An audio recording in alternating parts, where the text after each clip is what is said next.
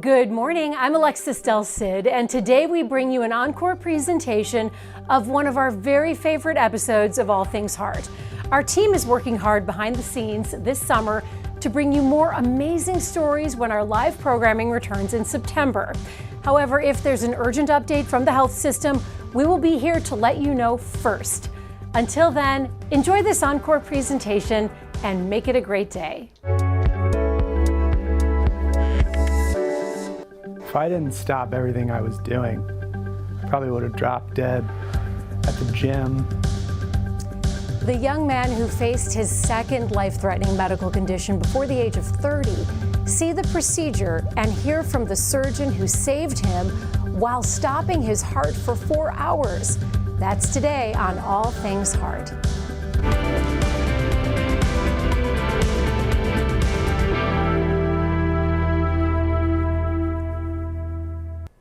Good morning, I'm Alexis Del Cid. Welcome back to All Things Heart.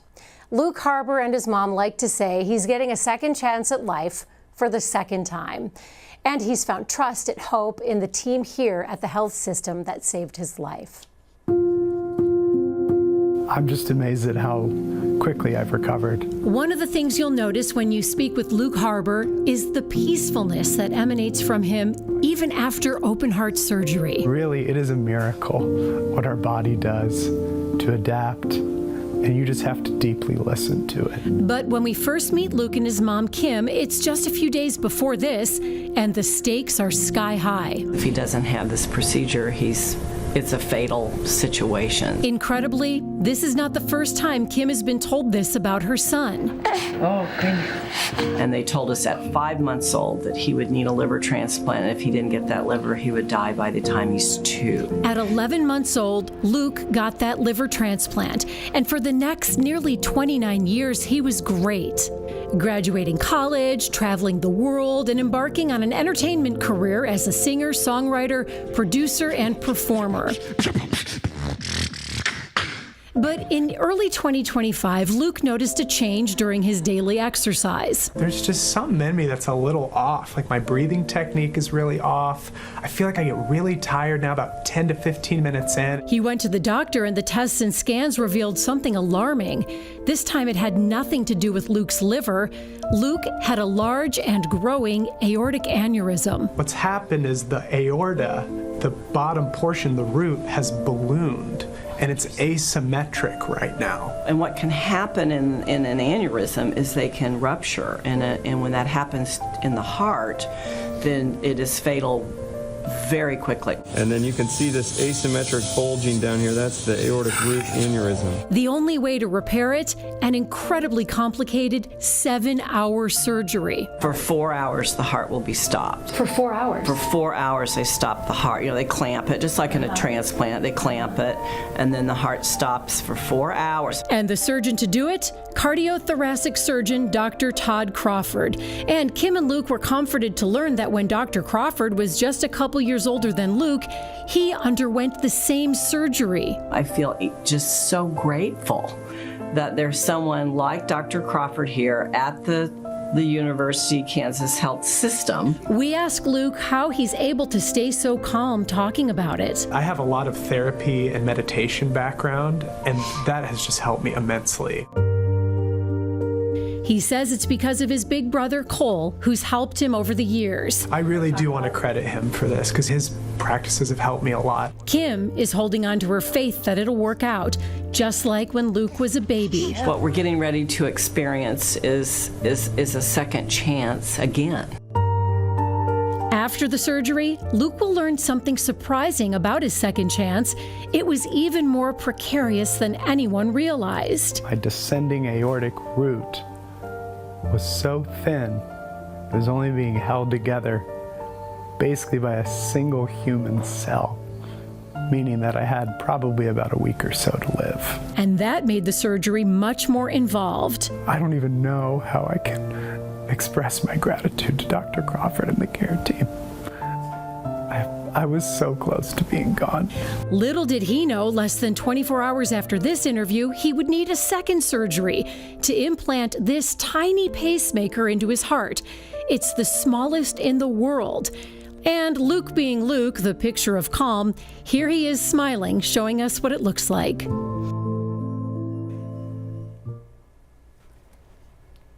Wow. Luke, you are amazing. Thanks. That's pretty wild seeing all that. Yeah, I bet. And here you are. How are you feeling physically? Well, physically, I just celebrated 12 weeks out this past Tuesday. It's a Thursday, and I'm genuinely feeling pretty amazing. I'm already back starting to do some level of performance. My weightlifting restriction just lifted this past Tuesday. I'm going to be mindful about that, Dr. Crawford, I promise. But consistently, I've been waking up feeling like I'm getting back into a sense of normalcy again. You've stayed so positive throughout all of this. I've never had a patient actively texting me selfies and pictures, and here's the, and Kim is in there texting me pictures of you holding Luke holding the pacemaker, and I can just sense what a special energy that you have, which is why you're also such a great performer at what you do, but you're such a kind person. It comes out of you.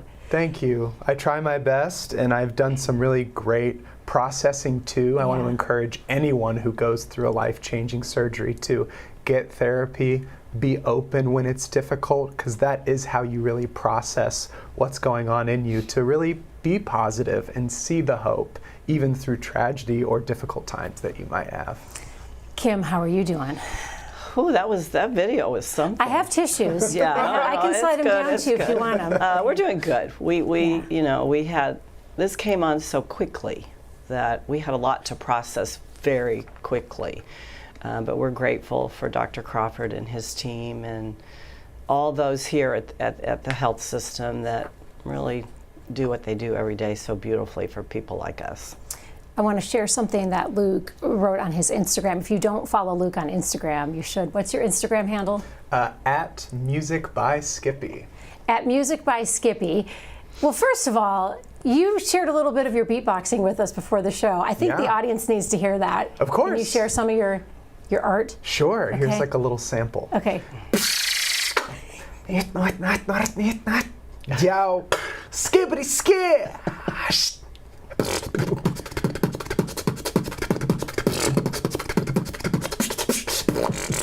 Yo.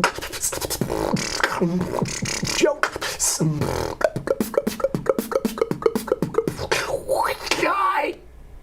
All right. That is amazing. And you didn't know you were going to be asked to do that until I asked you just now. Yeah. I cannot wait to come to one of your shows. After the surgery, Dr. Crawford, you said you and the other team, the whole team, were pulling up videos of Luke and watching him. Yeah, and I can tell you from personal experience, I was not doing that 12 weeks after surgery. I had the opportunity to watch him perform this weekend, and it's impressive. Incredible. So I do want to share the Instagram post. You wrote on Instagram, "Fear's greatest enemy is strength through adversity. I'm about to live a quality of life I haven't experienced yet. I am strong, I'm loved, I'm grateful."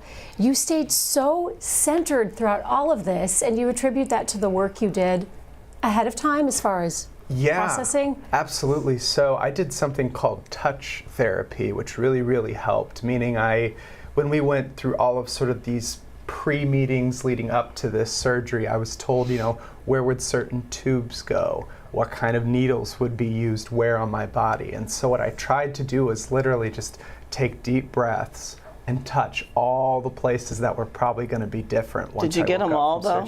Probably not. I would say no, but I got pretty darn close. Oh my God, that's so incredible. It was very helpful. And Kim, Luke lived with you for the first few weeks after the surgery. How long, and what was your role? He was with us about 5 weeks. Yep.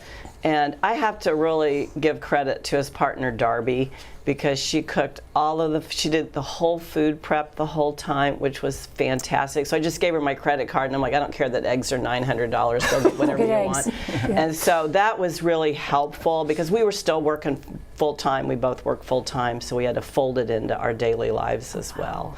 But it was, I mean, he's very easy to take care of, as you can see. Oh, yeah, and entertaining. I'm sure he was trying to do more than he should. Were you trying to get up and... Yeah, I mean, I was very disciplined in working my way up in the beginning, but as Dr. Crawford can attest, and as he probably has to tell many people who get this kind of surgery, your brain starts to get ahead of your body, so you think you can do more than you can. And I mean, my one example I'll share is I was walking around the room for 5 minutes a day near the beginning. And I was like, well, I think I can push for 6 or 7 today. And then I noticed I'd get winded pretty fast. Yeah. So incremental progress was a big part of the recovery. That's when I kind of caught myself in what I still do now when I go back to the gym. Went easy on it. Easy on it. When it comes to the surgery itself, how would you describe an aortic root aneurysm to someone without a medical background? Yeah. Well, just to even take a step back from that, Luke had a bicuspid aortic valve that he had known about for many years and was followed for. And what's that? So instead of the aortic valve having 3 leaflets, which is the normal configuration, Luke was born with a configuration where he had 2 functional leaflets. Okay. And we know about 40% of those patients will have aortic dilation or aortopathy. And they can come in a couple of flavors. They can be either a root phenotype, where it's predominantly the root that's grown, or the ascending phenotype, where the ascending is enlarged, or both. And Luke really had a root phenotype. So the root is a very eloquent area of the aorta where the coronary arteries come off. And where is it in the body, if you had to point to your chest? So right where the left ventricle exits into the aorta. The aortic root is that first part where the aortic valve lives and the branches to the coronary arteries. And what does it mean when there's an aneurysm on it? How would you explain an aneurysm to someone who doesn't know what that is? So all vessels in the body come in many shapes and sizes, and it's not a one-size-fits-all approach. You know, there's certainly variations related to patient's body size, but an aneurysm is a pathologic dilation of a vessel, and so the normal aortic root in someone Luke's size would be around 3.8 centimeters, and his was almost 7 centimeters. So it was ballooned. Massive. And it was at risk of tearing? Rupturing? Yeah, so the risk of dissection or rupture, which is a life-threatening emergency that somewhere around 50% of patients succumb to, it goes up with an increase in the diameter of the vessel. And if you're new to the program, watching All Things Heart, you might not know that Dr. Crawford went through the exact same surgery. This is something you've talked about. We did an episode on you about this. Do you share that with every patient you're about to perform the surgery on? That, hey, I had this done on me about, what was it, 4 years ago? Yeah, 4 years ago. 4 years ago. I mean, I wish I didn't have that shared experience, but I certainly do. And I think for someone like Luke, and a lot of younger patients, it's just very comforting to have someone that's walked in those, shoes and knows what it's like before, during, after that surgical experience. So, what did it mean to you, Luke, when Dr. Crawford shared that? Oh, whether Dr. Crawford likes this or not, I felt like I had a fraternity brother in the room because it gave me this sense of, oh, I'm really going to be understood if I have something I need to share, or oh, if I'm really struggling for any reason before, during, and after. I mean, I legitimately have someone that's like, yeah, I lived that, and I want you to know, here's maybe what my experience was. Take or leave that as an example, and it always was a place I felt comforted by and I could go to as a patient. That makes complete sense. And then Kim, when you hear that the surgeon who's going to be operating on your son had the same exact surgery. Well, it's kind of like a built-in mentor, really, that you have someone that can, because patient to patient conversations are very different than patient to physician or surgeon or nurse. And so it is nice to have someone who's walk the walk a little bit. He can talk patient to patient, and you can also talk surgeon to patient. These guys are like, I was watching them, and they do that like brother thing, like they kind of like, they go like that, or they hit each other on the back or whatever. And it's very interesting to watch this relationship develop. I love that. It's lovely. Well, we do need to give a quick note to our viewers. We are going to share some surgical images with you because this is a medical show. So if you're not a fan of surgery images, right now would be a good time to look away. We'll tell you when you can open your eyes again. Because Dr. Crawford, one of the things we love about you, among all the things we love, is that you take pictures and videos like these before, during, after surgeries, which are such good learning tools. Luke, is this the first time you've seen this video? No, it is not. Dr. Crawford was willing to send this my way, and So great. I'm amazed by it. I really am. What are we looking at here, Dr. Crawford? Yeah, so we're looking from the head down towards the feet. And so what you see there is the ascending aorta, which is the most anterior structure. And that's that big tube. And then you also see the heart towards the top of the screen, which is beating.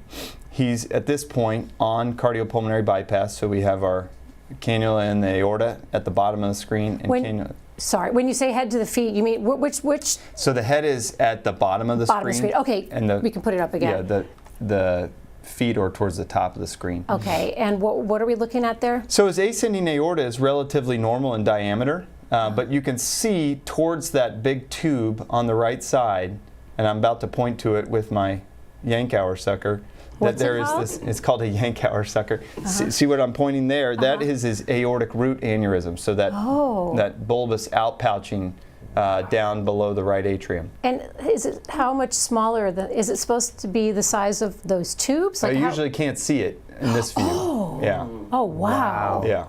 So that tells you how bad it was.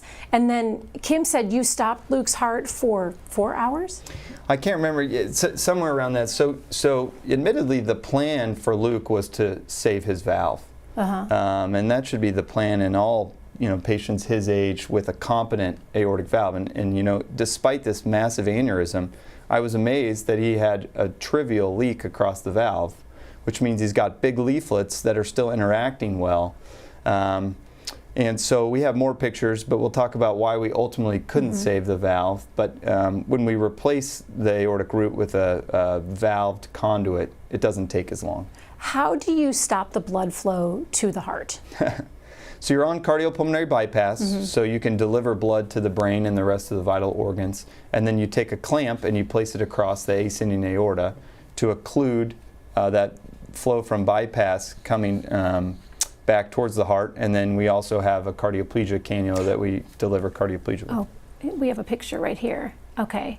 So how do you protect his organs when you're doing that? So this tube goes into his ascending aorta, downstream near his head. Okay. And that actually, we through the bypass circuit, blood comes out the right atrium and then goes back in through the aorta, and we deliver oxygenated blood to the rest of the body.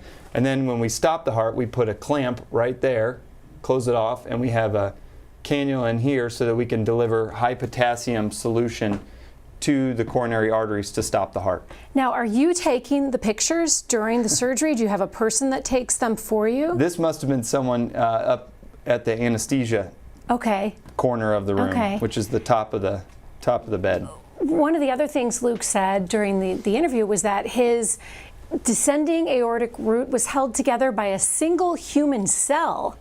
What does that look like? Yeah, I don't know if those pictures are available. I have a video that I also... We have some videos and some images as well, because we're going to give you a closer look at what Luke's aortic root looked like. Yeah, so this is the reason why we couldn't save his valve. So we took a long time dissecting this free, and you can see this is his aortic root deconstructed and opened up. Do you need a pointer? Sure. Okay. So here's his left coronary artery retracted down there. His right coronary artery is there. And then we've taken down the sinuses of the aortic root. What's that when you're So that's his opening? valve. And you can see just absolutely beautiful leaflets, big leaflets, great coaptation or where they meet and interact. But when you do a valve-sparing root replacement or a valve repair, you rely on this aortic tissue, at least about 5 millimeters of it, to sew your graft to. And what you're seeing there is actually the right ventricle coming through the aortic sinuses. It was that thin and translucent. Wow. And so we worked a long time to try to free this up, but ultimately we would have either gotten into the right ventricle or into the aortic root. And I did not think it was safe to proceed with the valve repair at that point. So unfortunately we had to cut the leaflets out, and then we based the valve replacement off of his left ventricle and that tissue there. And you're just having to decide this all in the moment once you get in there. Exactly. We had talked What a about great team our you contingency plan, and obviously I need to know Luke's preference for a valve before he goes into surgery. And how much time did Luke have before it ruptured, would you estimate? That's really hard to predict. Could be days, could be years. It's, and I tell patients this all the time. We have population data that we use to make decisions on when to operate. But at the end of a year, you're 0 or 1. You either had the complication or you didn't. And, at 7 centimeters, that risk of an aortic complication in 1 year is extremely high.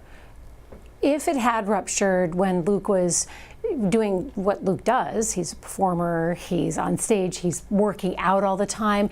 If it ruptures, is it fatal? Is there hope if it ruptures? If it ruptures, it's almost always fatal because the pericardium is an enclosed sac, and it's such high velocity, large quantity blood that it actually causes something called tamponade, where the heart can't fill anymore. So because Luke was in tune with his body and knew something was off, did that save Luke's life? Oh, absolutely. I think it was, you hadn't had surveillance in a couple years because your aorta had been stable. Mm-hmm. No one expected to find that your root had grown almost 2 centimeters in 2 years. So. Right. We have one more surgery image to show people, and then we'll let you open your eyes again. Well, you can open your eyes whenever you want, but we will tell you can open them after this image. What are these? Yeah, these are Luke's leaflets. So these are his aortic valve leaflets, and again, pristine, no calcification. We look for fenestrations or little holes at the edges of the valve along the free margin. And Luke didn't have any. How big, on your index finger, how big are those in real life? So the geometric height, which is what we measure, in Luke was probably close to 3 centimeters, 2.5 to 3 centimeters. So those little pieces of tissue, like this pen cap, are they about this big, smaller? Yeah, how big? yeah, that's so about the size of a pen cap? a little taller, but yeah, probably about that in length. Okay, it was so interesting. For our viewers who are okay, you're okay to open your eyes again. That's what I want to say. If you weren't down for surgery images, you can open your eyes now. What's it like to see those images, Kim? Well, I had seen some of those images as well. And we watched a video of an aortic root replacement before the surgery. So I just wanted more knowledge. And Luke and I watched it. Now my husband's like, no. Yeah. But we're like, we're all in. Like, come on. So, we watched it. And I found it very, very helpful. I find it fascinating. Right. Well, Luke, you said it's part of your therapy. It was. The touch therapy? Yeah, touch Was that therapy. something you got here, or you worked with an outside therapist on? Worked with an outside therapist on. That's really fascinating. I hadn't heard of that before, and that's very, would be such a very good helpful. tool.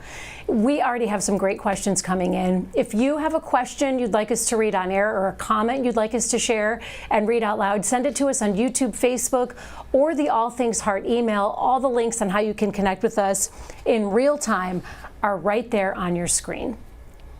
Kim, this was Luke's second life-saving operation. You don't remember the first because you were a little baby Luke, but for Mom, holy smokes, as you sat in the waiting room for the second time for a life-saving surgery, what was that like? Well, part of the process of leading up to the operation and all the appointments we had to have, I have to say there was some triggering back to the transplant. When I hear chest tubes, we didn't have a good experience with chest tubes because after his transplant, we had some issues with the chest tubes, and he had cardiac arrest as a baby. So we've done that. I just say that like, oh yeah, we've done that. Like everybody does Been there, that, done that. Yeah. And so there were things like that kind of triggered me back, but I had a better understanding of them, so that was helpful. But you just have to kind of go with what's in front of you and learn about it and trust the system, and a lot of it is out of your hands. And you had that trust. I did. In Dr. Crawford and his team. I did. We looked him up a little bit. Yeah, I bet you did. Did you research? Yeah, we did. The pacemaker, Dr. Crawford, why was the pacemaker necessary? Yeah. Just real quick, I obviously have experience as a patient, but this morning I got experience as a parent because my youngest daughter had tubes put in, and so I can relate to what Kim's saying. I mean, it's you know, on no scale like what you've been through with a liver transplant and open heart surgery, but you know, even the small things, you just have to have faith and trust in the team. And I mean, hats off. I wasn't going to bring up the surgery, but you did, so we're good.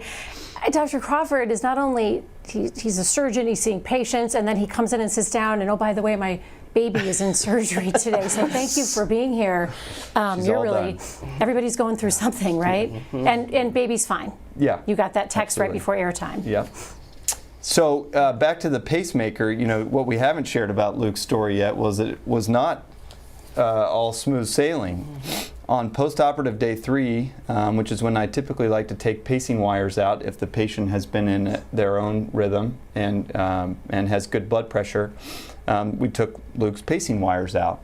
And I visited with him early in the afternoon and said, "You're on pace to get home for the Super Bowl this weekend." Oh. And about 30 minutes later, I was across the street, I got a call that they were doing CPR on Luke. My gosh.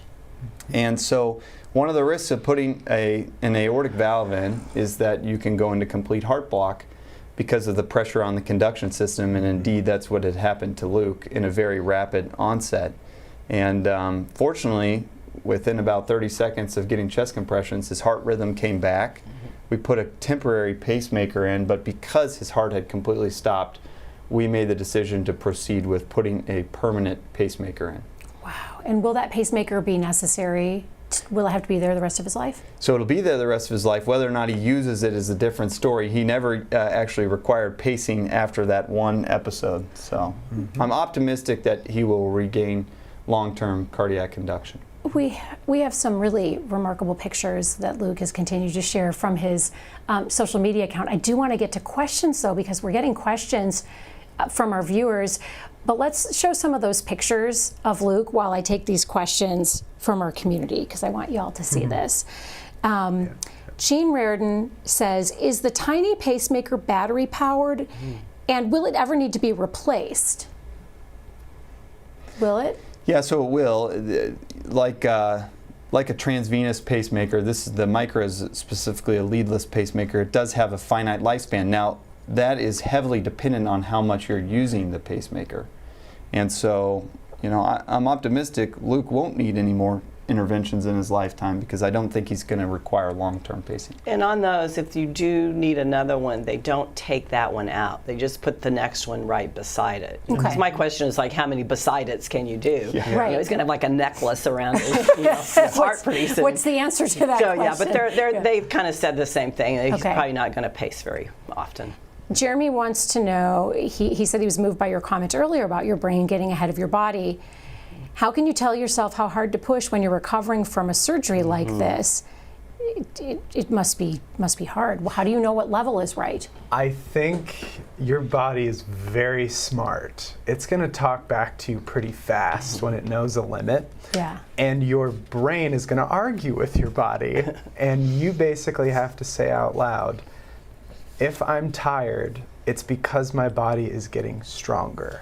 You have to frame it that way. I love that. And that's what kind of allows you to sit down and take a chill pill. Because, I mean, Mom knows, I mean, there was a point where I was walking around the house and I noticed my heart was pumping really, really fast. And I was like, okay, don't panic, calm down. You were told that this would probably happen. Right. This means you need to go back into your, practice, your kind of meditation and therapy practice, that your body is going to continue to progress, and you have to be patient with it because you only got one. You can't ask for the other Luke Harbor body number 2 over there. Right. You can't just pull it off the shelf. Have you ever considered being a motivational speaker for people who are about to undergo life-changing surgeries? I am writing a book about what has happened, and man. I have thought about that, yes. When that book is ready, I cannot wait to read it, and we want to have you back on. Can't wait. As we wrap up this discussion today, I would love some final thoughts from our guests, and I know we're going to get questions throughout the day on this. Luke, I'll start with you. What do you want our viewers to know? If you are going through any kind of life-altering situation, whether it's medical or non-medical, you have to be loving and patient with yourself in whatever a recovery process looks like. I understand. I want to call out that it's a privilege to have a loving community. I'm very lucky I'm close with my family, that I have a phenomenal doctor. I mean, I have phenomenal friends that have been with me through and through nationally during this time. But there is one friend or one person that does love you and wants to be supportive to you. So just don't have any kind of ego about it and reach out to that person, because that is what will help you not feel so alone in a really tough situation.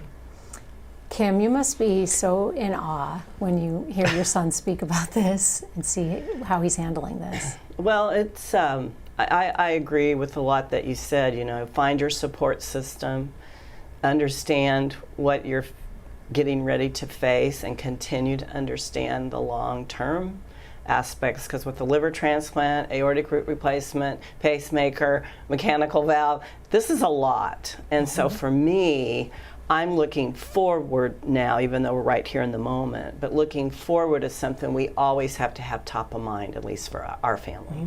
And that's good advice for any parent watching. Dr. Crawford? Yeah, so, you know, I think I say this on every show, but the best part of my job is you get to meet these incredible individuals. And, you know, someone like you, a liver transplant, on chronic immunosuppression, now undergoing open heart surgery, you have a pacemaker. A lot of these things could define you, but they don't. You know, you are such an amazing individual, and I think that's really special and unique. And that's why I think your message to the rest of patients that may be facing a similar predicament is neat, because you've pushed through all this adversity and you're living your life. Is the liver, did what happened with his liver as a baby have anything to do with this, or are these just two completely separate events? I think, unfortunately, just two separate unfortunate events. Both things he was born with. And the universe knew you could handle it. Boy, we're on life number whatever now. My So goodness. it's gonna keep going. We're so grateful. We're so grateful, Kim, that you wanted to come on this program, and Luke for Thank you sharing for your having journey. us. Absolutely. Thanks You're for going to help having so us, many people. Alexis. And Dr. Crawford, I know you want to get upstairs and hold your little baby. Yes. So you can go be a doctor now and dad. Yes. We're going to close out this program.